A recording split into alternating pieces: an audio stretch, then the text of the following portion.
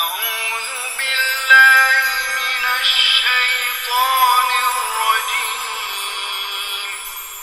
بسم الله الرحمن الرحيم Alhamdulillah Rabbil Alameen, wassalatu wassalamu ala Rasulihil Kareem. Amma ba'd, we started our series on towards understanding the Quran with the first lecture on Hidayah, guidance. Then, after studying a few basic themes like our Lord, Islam and secularism, the true nature of man, the synthesis of Iman, we started studying the text of the Quran from Surah Al-Mu'minun ayat 1 to 11 and Surah Al-Ma'arij ayat 19 to 35, followed by two sections of Surah Al-Isra as Surah Bani Israel on the social values of Islam, what are the values promoted in an Islamic society, and what are the social evils eradicated from the Islamic society. Today, we'll focus on the family life, and for this, we will study Surah Al-Tahrim, inshallah. أعوذ بالله من الشيطان الرجيم بسم الله الرحمن الرحيم يا أيها النبي لما تحرم ما أحل الله لك تبتغي مرضات أزواجك والله غفور رحيم قد فرض الله لكم تحلة أيمانكم والله مولاكم وهو العليم الحكيم وإذ أسر النبي إلى بعض أزواجه حديثا فلما نبأت به وأظهره الله عليه عرف بعضه وعرض عن بعض فلما نبأها به قالت من أنبأك هذا قال نبأني العليم الخبير إن تتوبا إلى الله فقد صغت قلوبكما وإن تظاهرا عليه فإن الله هو مولاه وجبريل وصالح المؤمنين والملائكة بعد ذلك ظهير عسى ربه إن طلقكن أن يبدله أزواجا خيرا منكن مسلمات مؤمنات قانتات تائبات عابدات سائحات صيبات وأبكارا يا أيها الذين آمنوا قوا أنفسكم وأهليكم نارا وقودها الناس والحجارة عليها ملائكة غلاظ شداد لا يعصون الله ما أمرهم ويفعلون ما يؤمرون يا أيها الذين كفروا لا تعتذروا اليوم إنما تجزون ما كنتم تعملون يا أيها الذين آمنوا توبوا إلى الله توبة نصوحا عسى ربكم أن يكفر عنكم سيئاتكم ويدخلكم جنات تجري من تحتها الأنهار يوم لا يخزي الله النبي والذين آمنوا معه نورهم يسعى بين أيديهم وبأيمانهم يقولون ربنا أتمم لنا نورنا واغفر لنا إنك على كل شيء قدير يا أيها النبي جاهد الكفار والمنافقين واغلظ عليهم ومأواهم جهنم وبئس المصير ضرب الله مثلا للذين كفروا امرأة نوح وامرأة لوط كانتا تحت عبدين من عبادنا صالحين فخانتاهما فلم يغنيا عنهما من الله شيئا وقيل ادخلا النار مع الداخلين وضرب الله مثلا للذين آمنوا امرأة فرعون إذ قالت رب ابن لي عندك بيتا في الجنة ونجني من فرعون وعمله ونجني من فرعون وعمله ونجني من القوم الظالمين ومريم ابنة عمران التي أحسنت فرجها فنفخنا فيه من روحنا أحسنت فرجها فنفخنا فيه من روحنا وصدقت بكلمات ربها وكتبه وكانت من القانتين. In this surah, a very important incident of the life of the Messenger of Allah sallallahu alaihi wasallam has been quoted. So before we study this, we should keep a few things in our mind. Number one, as I have been mentioning earlier, that man and woman are not identical. Both are human beings, no doubt. Both have been blessed with ruh from Allah subhanahu wa ta'ala. Both are accountable to Allah on the day of judgment equally as per their responsibilities. Allah's Messenger sallallahu alaihi wasallam is ma'soom, that Allah has declared that messengers are the role model. So, in the first place, they hardly make any slight mistake.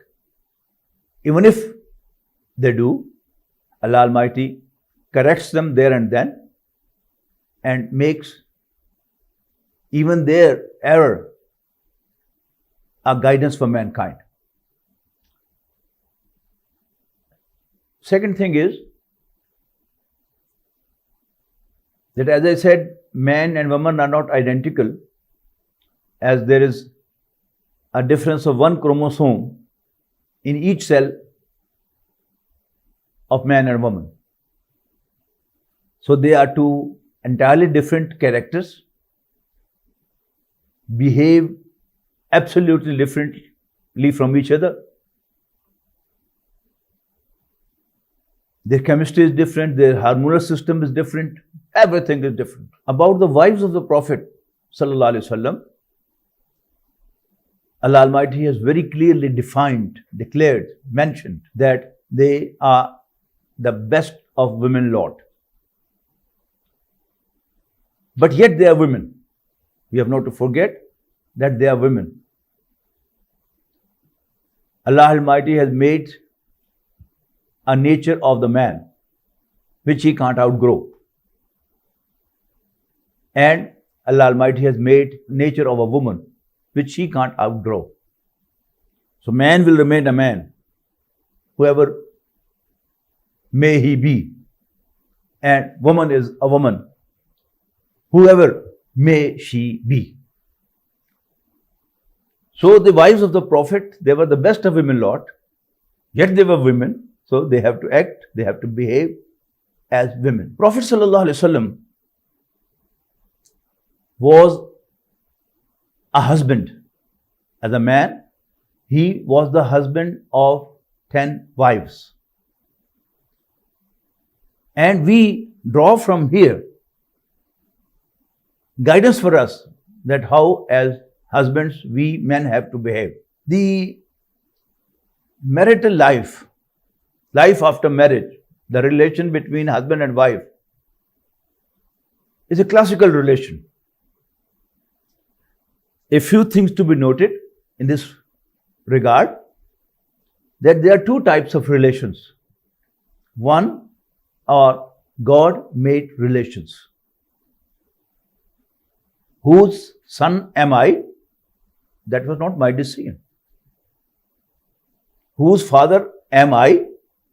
Is not my decision.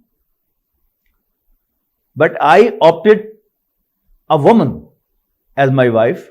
That was my decision. So, there are natural relations and there are man-made relations.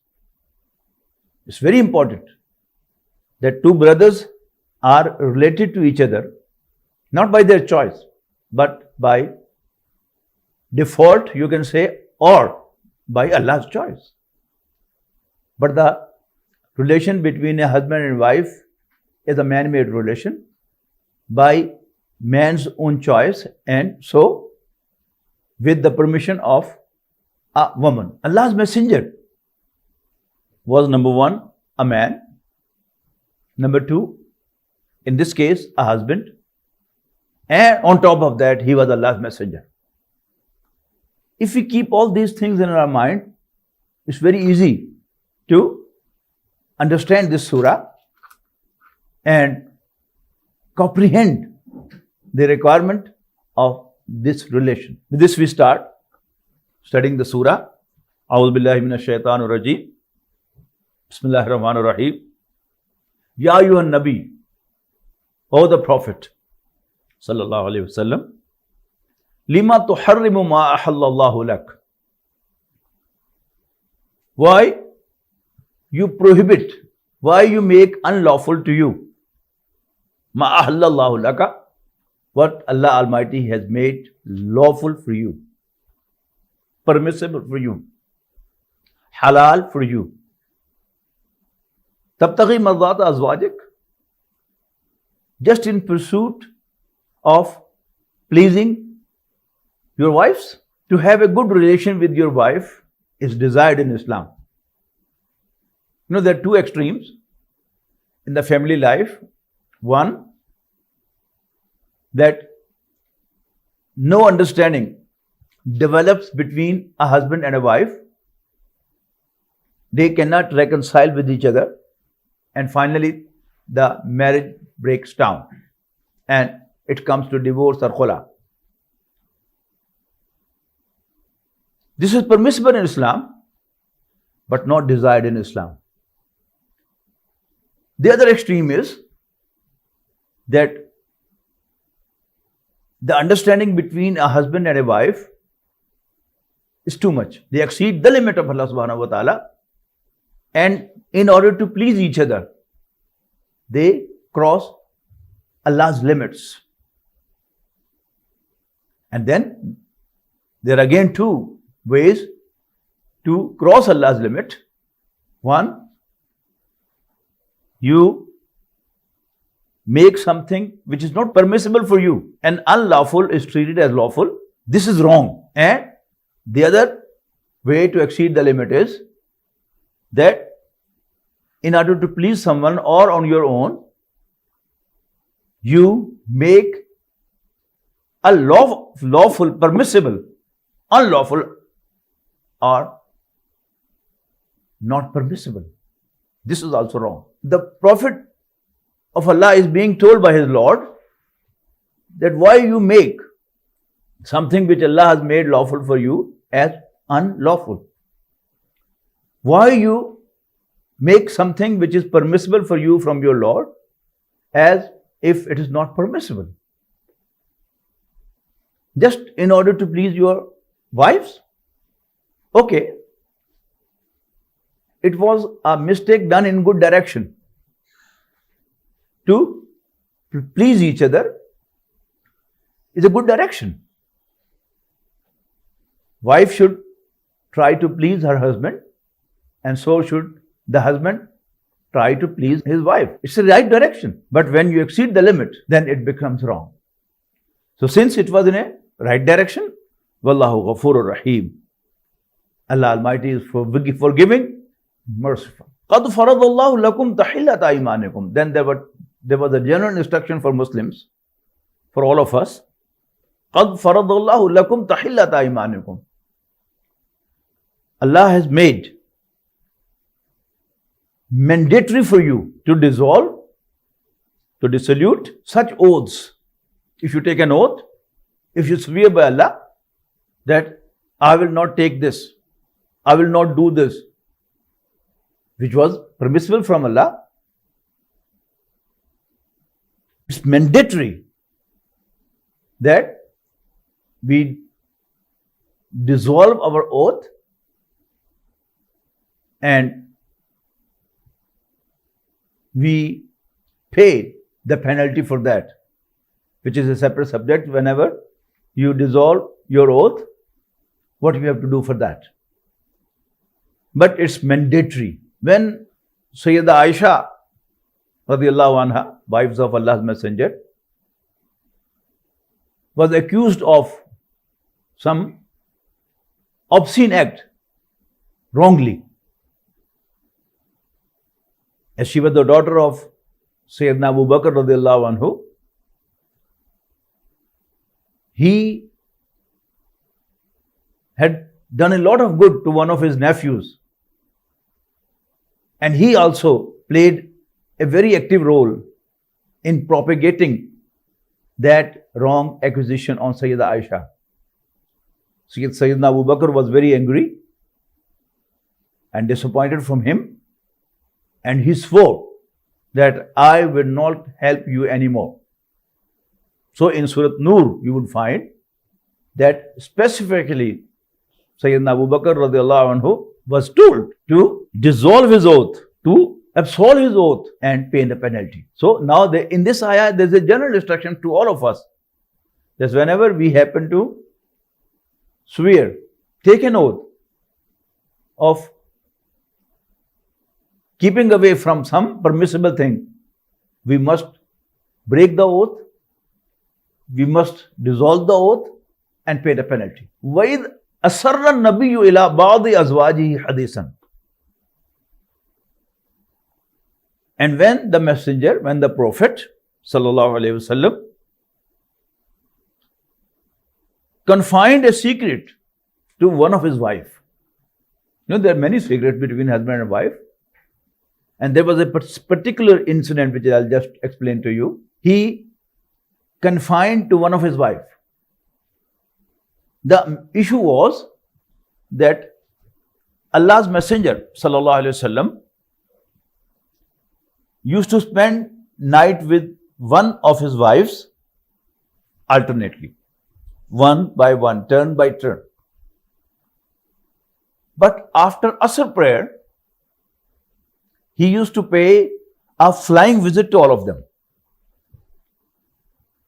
Went to one wife, spent some time with her, gossiped, had some drink, or ate something if he was not fasting, and then moved to the other, then moved to the other, then to the other, and so on. And since it was routine of Allah's Messenger, as every woman likes her husband to spend time with her, his wives used to wait that it takes about this much to visit her house. One of the wives of the Prophet sallallahu alaihi wasallam, Sayyida Zainab bint Jahsh radiyallahu anha, had a gift of certain type of honey, which had a smell of that flower from which that was collected. When Rasulullah sallallahu alaihi wasallam stood up to move to the next wife, Sayyida Zainab said to him, should I present you a mixture of honey? He said, yes, sure. As Rasulullah sallallahu alaihi wasallam liked taking honey, it is one of the blessings of Allah subhanahu wa ta'ala mentioned in Surah An-Nahl. So he said, okay. She got up and mixed the honey with water slowly, so that the Prophet spends more time with her. And she must have brought the honey mixed with water and then stirring in front of him and talking to him, having an opportunity to spend more time with him, and finally presented to him. And the Prophet ﷺ was a very courteous man. The Prophet ﷺ was not such that he takes the last sip and stands up and moves to the next wife. So this way, she had a good piece of time of the Prophet ﷺ to stay with her. And every day when the Prophet visited her, she repeated the same. The wives whom he visited after her noted that the Prophet ﷺ spends more time with Zainab bint Jahsh.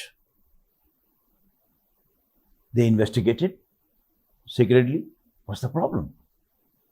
And they found out that Zainab presents him the mixture of honey and water to the Prophet ﷺ, and that takes him stay more with her. So they got together and tried to sort out the issue that how we can make Prophet ﷺ not stay with her more. They fortunately got a point, and that was that there was a smell from the Prophet's mouth of that particular honey. So when the Prophet moved to the wife after Zainab bint Jahsh, she said, "Oh Allah's Messenger, there is a smell from your mouth."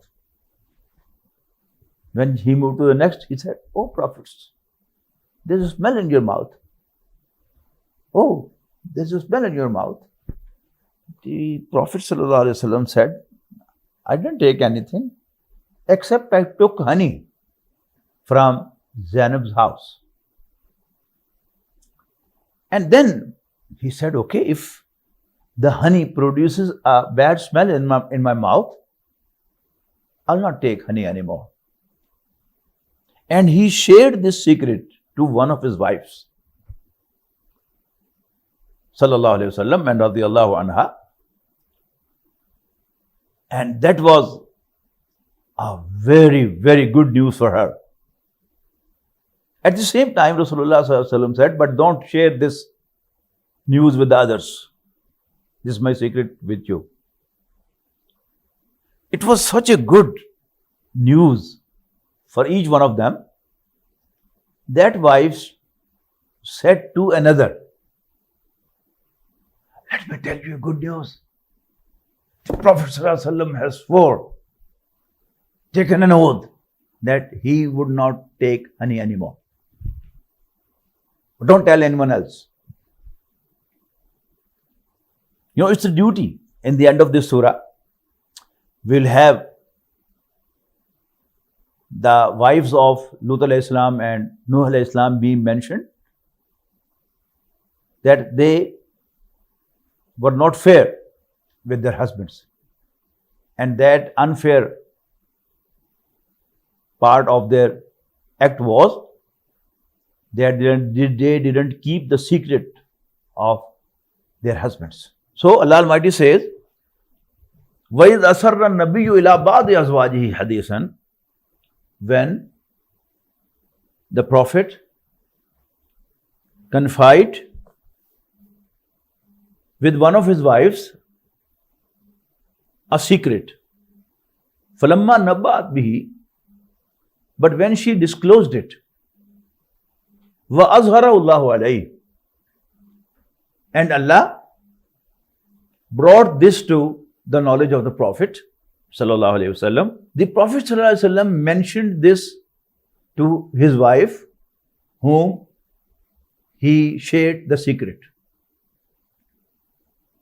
So, فَلَمَّا نَبَّأَتْ بِهِ وَأَظْهَرَهُ اللَّهُ عَلَيْهِ وَعَرَفَ بَعْضَهُ وَأَعْرَضَ عَنْ بَعْضٍ. The Prophet sallallahu alaihi wasallam was a very nice husband. Very nice husband. Now, there are two types of husbands.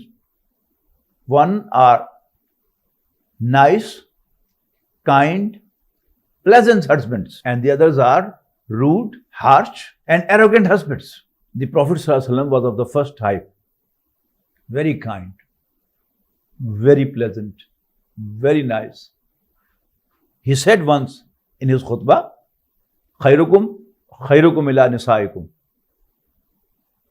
Best of you are those who are nice to their wives. وَأَنَا خَيْرُكُمْ لِأَهْلِي. And I'm the best of you to my household. So, one way of treating the mistake of your wife is that you call her to explanation. Come on, tell me, why did you disclose the secret? Why did you do this? Why did you do this? This is not the management style of Rasulullah sallallahu alaihi wasallam.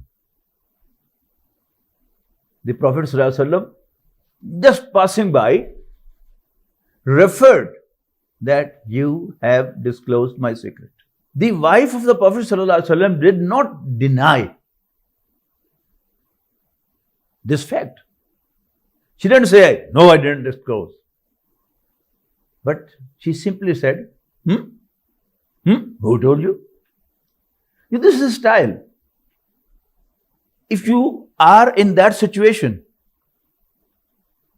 if you are with your own wife, and if my sisters who are watching this video are at home with their own husbands, they would see it quite normal. You know, the type of husband which is harsh and rude, the wives are always scared of them. When they enter home,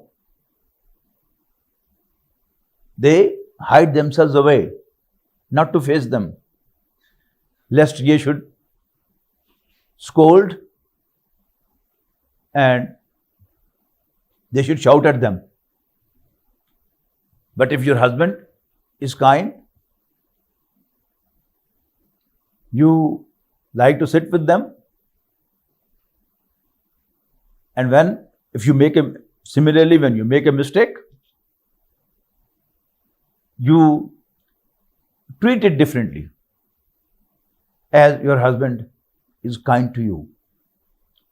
As Rasulullah sallallahu alaihi wasallam was kind, same is the case with the boss and subordinate relation.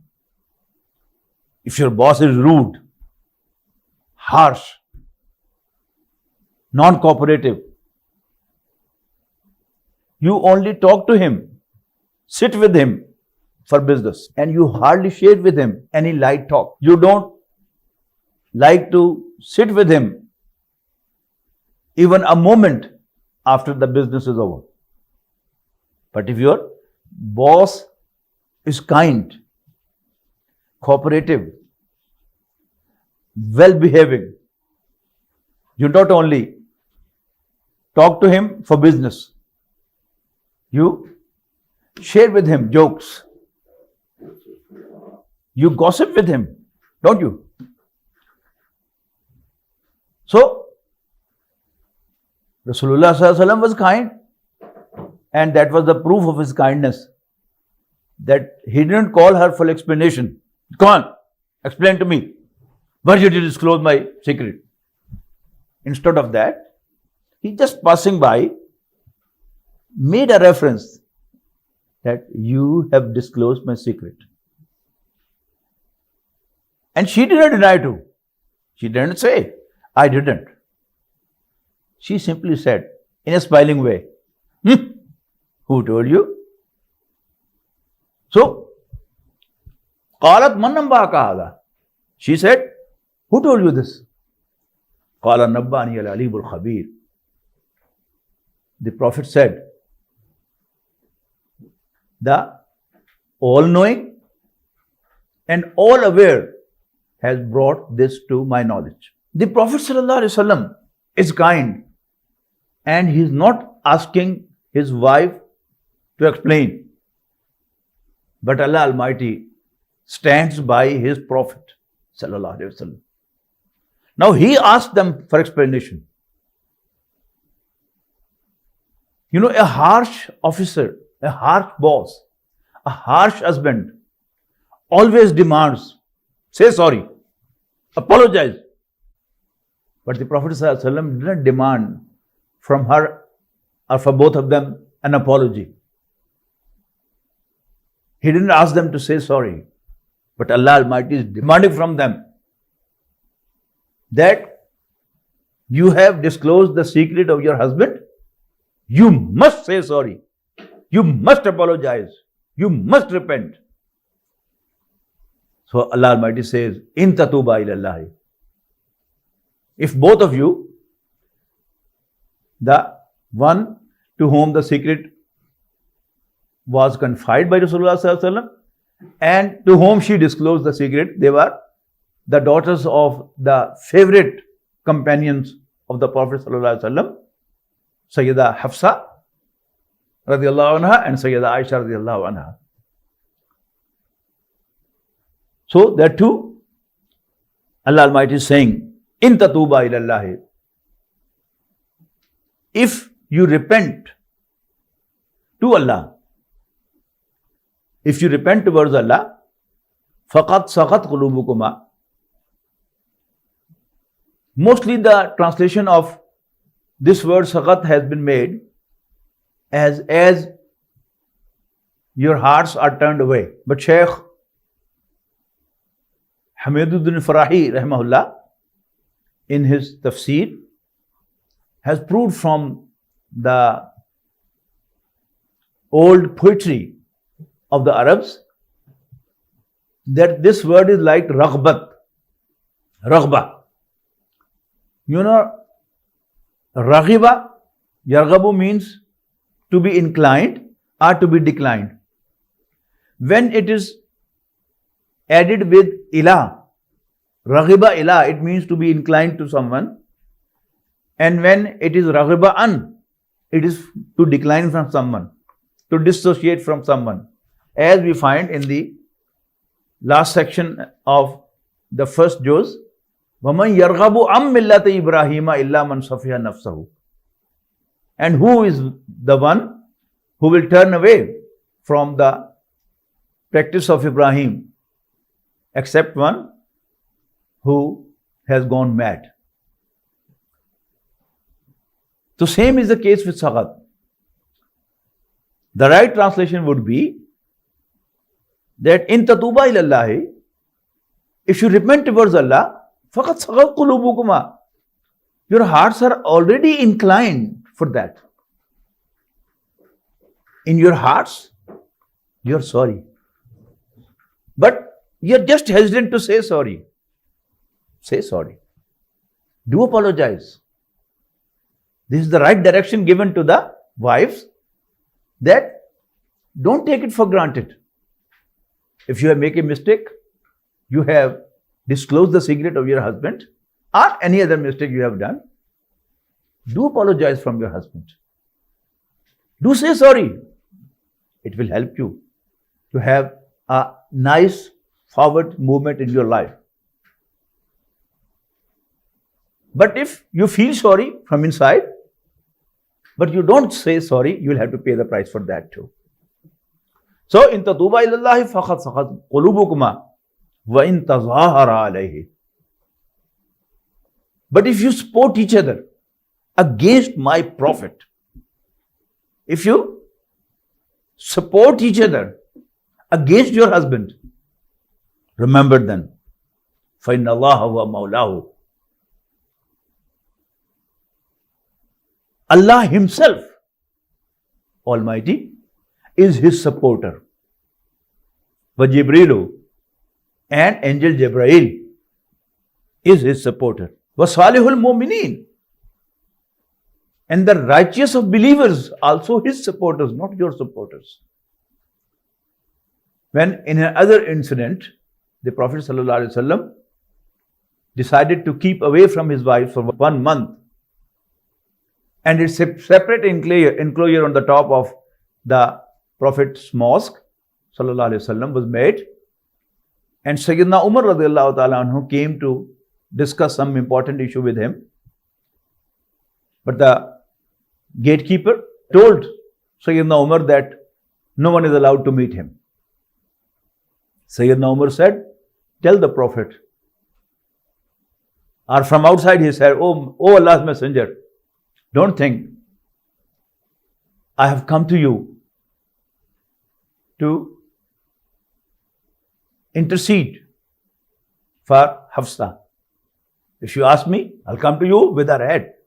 That means I will slay her and present her head to you. This was the sincerity of his companions to Rasulullah sallallahu alaihi wasallam.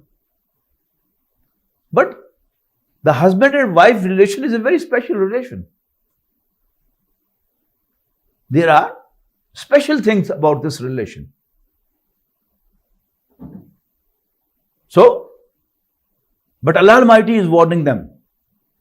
In tatuba ilallahi faqad saqat qulubukuma wa in tazahara alayhi fa inna Allaha huwa mawlahu wa Jibrilu wa salihul mu'minina wal malaikatu ba'da dhalika zahir. And on top of that, all the messengers are his supporters. None will support you. Then the warning continues. Oh, the wives of the Prophet, what to think of yourselves? It was a special favor of Allah and his messenger to you that he opted you as his wives. He is not short of women to marry them. Asa rabbuhu in talaqakunna an yubdilahu azwajan khayran min kunna muslimatin mu'minatin qanitatin taibatin abidatin saihatin sayyibatin wa abkara. Maybe if the Prophet divorces you, Allah Almighty replaces for him wives better than you. In what respect? As Muslims, as believers, as obedient, repentant, worshipping, saihatin, fasting, sayyibatin wa abkara. And they may be of those who have already gone through marriage. They are widows or they are divorced, and they can be even virgin too. So that was the warning given by Allah subhanahu wa ta'ala to the Prophet's wives. Ya ayyuhalladhina amanu, O the believers. The same subject continues, and that is the family life. Allah Almighty has made man as the head of the family out of his prerogative. As he is the Lord, if you own a firm, you own a factory, you own a mills, you can appoint anyone as general manager, as accountant, as sales manager or purchase manager, or the mill manager. Whomsoever you want, you appoint as cashier, since you are the owner of that business, that factory, that office. Allah Almighty is the Lord of this universe, my Lord, Lord of you all human beings, all jinnat, all animals, the sun, the moon, the heaven, the earth. Everything belongs to him. He is the master. So out of his prerogative, out of his authority, he has appointed man as head of the family. Now, Allah Almighty is addressing him. Ya ayyuhalladhina amanu qu anfusakum wa ahlikum nara. Save yourselves and your families from a fire. وَقُودُهَا النَّاسُ وَالْحِجَارَةُ, whose fuel would be men and stones. It's very obvious that it is the fire of hell. Allah Almighty is asking me and you all, we the men especially, قُوا أَنفُسَكُمْ وَأَهْلِكُمْ نَارًا. Save yourselves and your household from a fire, the fuel of which would be men and stones. Different fires have different intensities. The fire of a wood has a different intensity, and the fire of stone has a different intensity, certainly much more than the woods. Maybe Allah Almighty has mentioned this to highlight the intensity of that fire.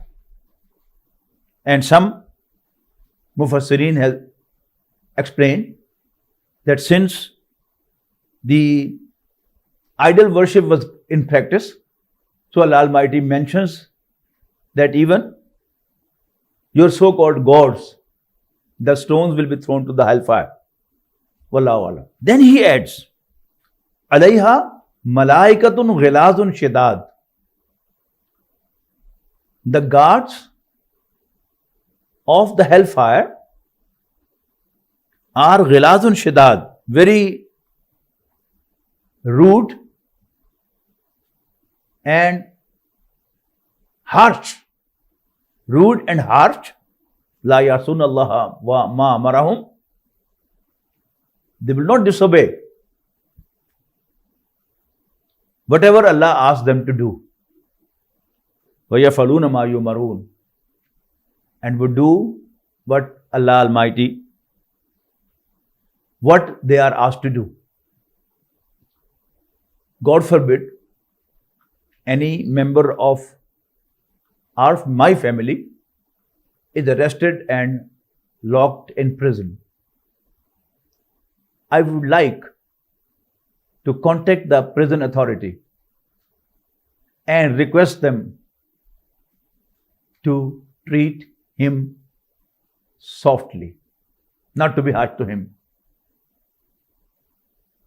as against the orders of the court. Allah Almighty is making this clear to us, that never ever think that if you are influential,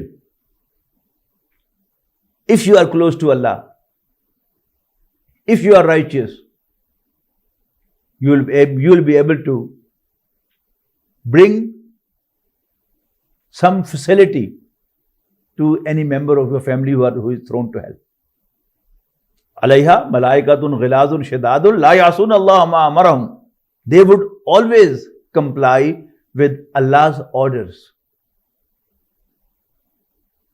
They would never disobey what Allah asked the angels to treat the inmates of hellfire. Simple as that. Ya ayyuhalladhina kafaru la ta'tazirul yawm.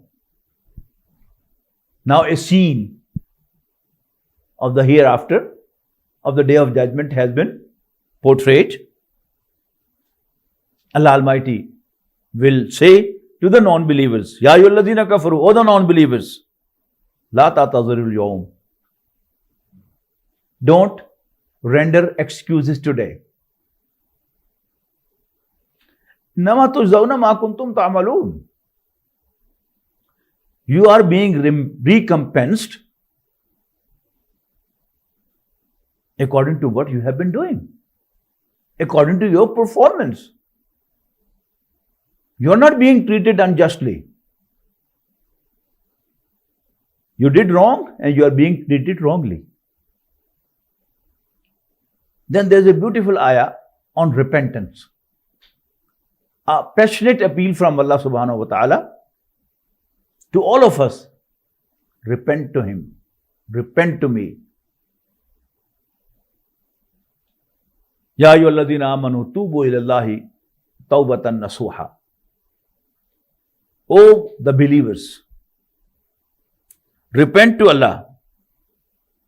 Turn back to Allah in sincere repentance. Repent to Allah earnestly, not only verbally, not falsely, in reality, earnestly, sincerely.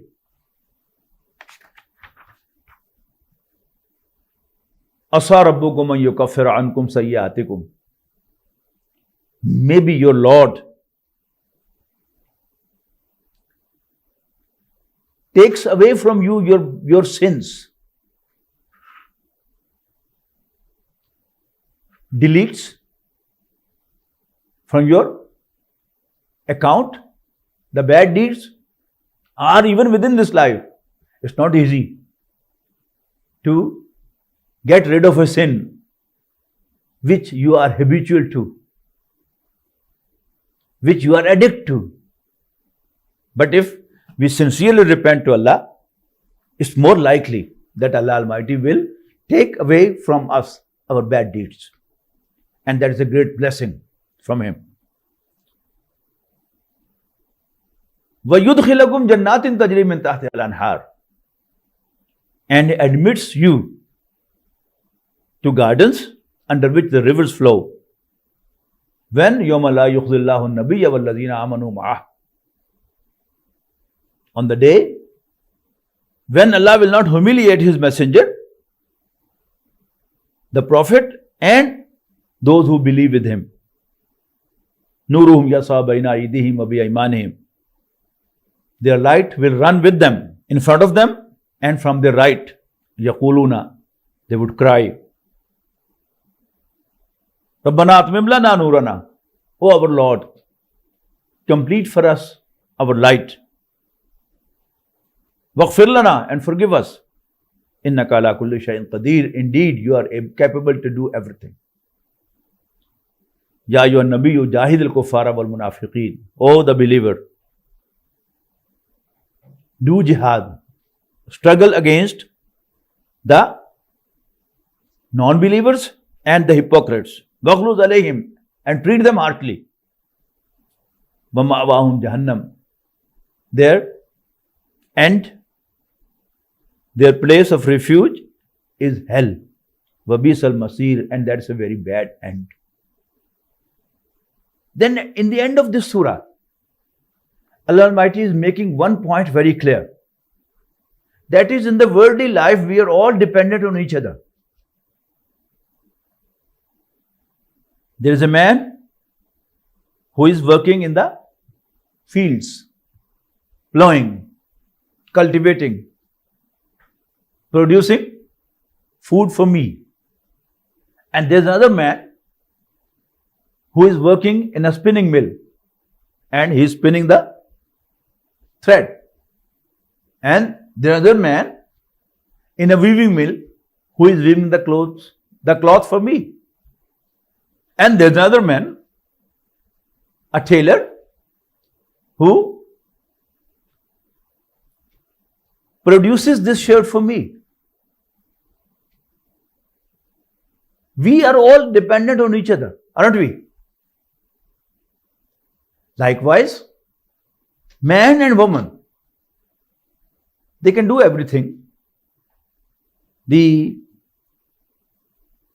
jobs associated with women for long are not for women only. Men also can wash clothes, wash dishes in the kitchen, prepare food, cook food. Likewise, it's not only men who drives and flies the aeroplane. Women are also doing that. But in one case, men are dependent upon women and women are dependent on men, and that is reproduction. Man cannot reproduce on his own, and so does a woman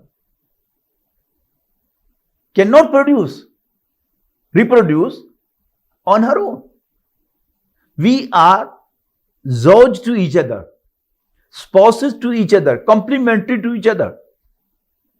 But our relation of being dependent on each other is within in this life. On the day of judgment, I will appear before my Lord to produce my account. And so would my wife appear to her before her Lord to produce her account. On the day of judgment, we would be independent of each other. In Surah Maryam, Salamun alayha, Allah Almighty has very clearly mentioned, Kulluhum atihi yawmal qiyamati farda.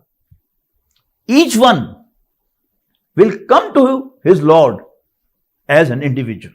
Fardan. So 3 examples have been quoted here. First example is of non-believing women who don't keep the secret of their husbands. Number 1, they are non-believers. On top of that, they don't keep secret of their husbands. And they are the wives of Sayyidina Nuh alayhi salam, a great messenger of Allah, and Sayyidina Lut alayhi salam, another great messenger of Allah. So Allah Almighty says, Daraballahu masalla lillazina kafaru murata Nuhin wa murata Lut. Allah quotes an example for the non-believers. Example of wife of Nuh alayhi salam and wife of Lut alayhi salam. Kanata tahta abdaini min ibadina salihin. Both of them were under 2 righteous men of our slaves, yet falam yughniya fakhanatahuma,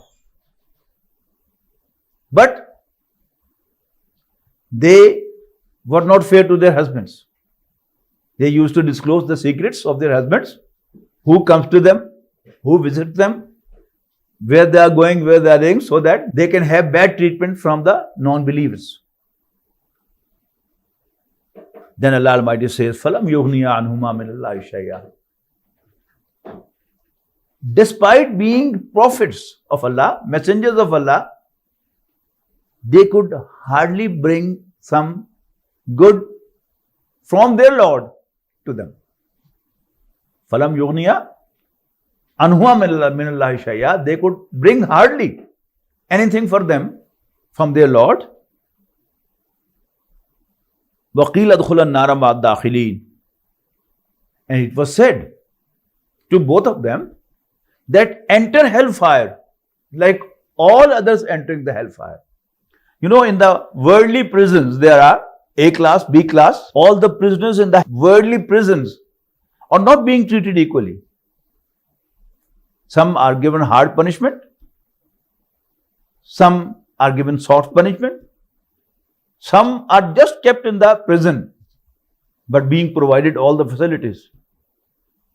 So they, despite being the wives of 2 messengers of Allah, will not get any favor. As they are wives of the messengers, they will enter the hellfire like all other inmates of the hellfire. وَضَرَبَ اللَّهُ مَثَلًا لِلَّذِينَ آمَنُوا امْرَأَتَ فِرْعَوْنَ. Opposite of this, wife of Fir'aun, Sayyida Aisha, Salamun alayha, she was wife of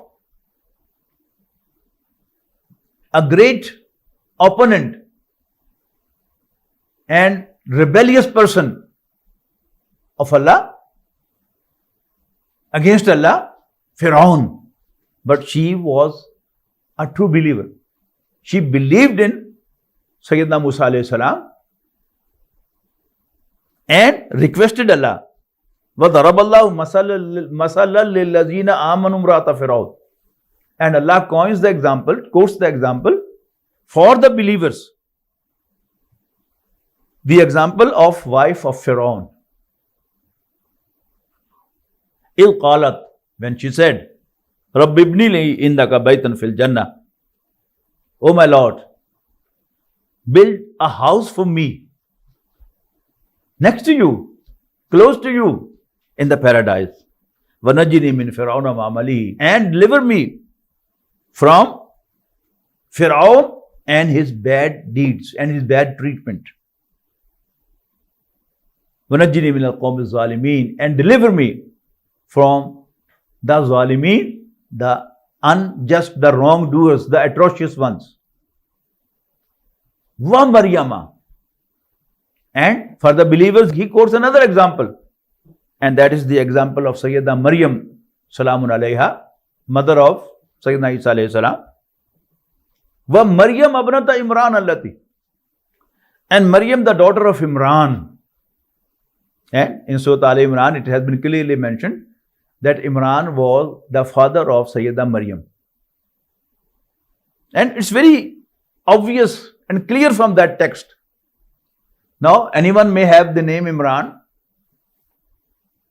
but in Surah Al Imran, or here, it is very evident that Imran, who is being appreciated,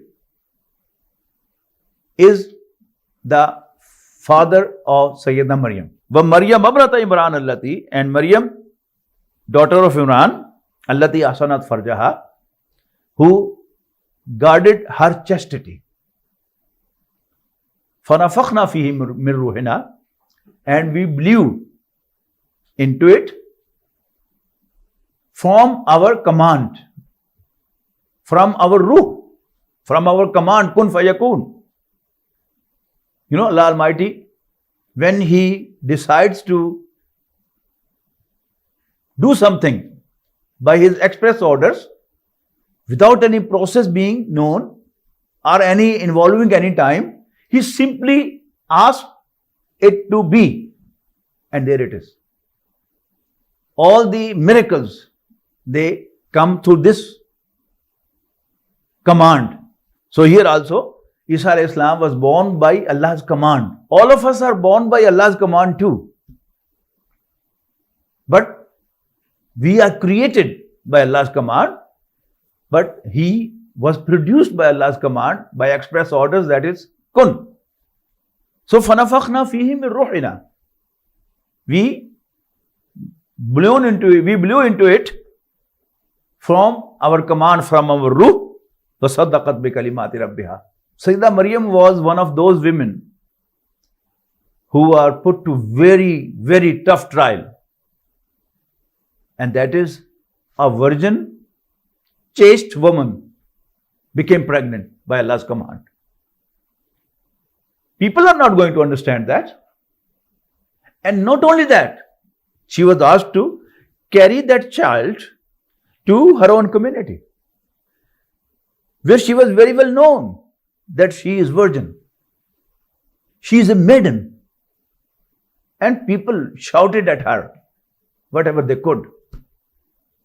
And that was the trial, the test given to Sayyidah Maryam. So she was proved good to the task, equal to the task. وَصَدَّقَتْ بِكَلِمَاتِ رَبِّهَا. She didn't get her pregnancy aborted. She didn't run away. She didn't kill the child. صَدَّقَتْ بِكَلِمَاتِ رَبِّهَا. She testified the commands of her Lord, وَكُتُبِهِ, and His commands and His books, وَكَانَتْ مِنَ الْقَانِتِينَ, and she joined the obedient ones. It's a very beautiful word mentioned about Sayyidah Maryam. In Surah Al Imran, Allah Almighty asked her to do three things. Ya Maryam mukunuti li rabbiki wasjudi warkai marraqin. O Maryam, be obedient to your Lord and perform sajda and perform ruku with all those who perform ruku. Prostrate and bow in front of Allah with all those who perform. When Allah Almighty blessed me with the first daughter, I named her Maryam from this ayah. Maryam Qanita, the Maryam who is obedient. And when I had another daughter, I didn't find any name better than Maryam again, because Allah Almighty mentions in the Quran in Surah Al Imran, وَاسْتَفَاكِ عَلَى نِسَاءِ الْعَالَمِينَ, Allah Almighty has chosen you of all the women of the world. And from the three commands given to Sayyidah Maryam, I named my second daughter as Maryam Raqiya, the Maryam who bows down, who performs ruku in front of Allah subhanahu wa ta'ala. I wish they both prove equal to their name, and He makes us all obedient to Him and His Messenger sallallahu alaihi wasallam. Akhiru dawana Alhamdulillahi Rabbil Alameen.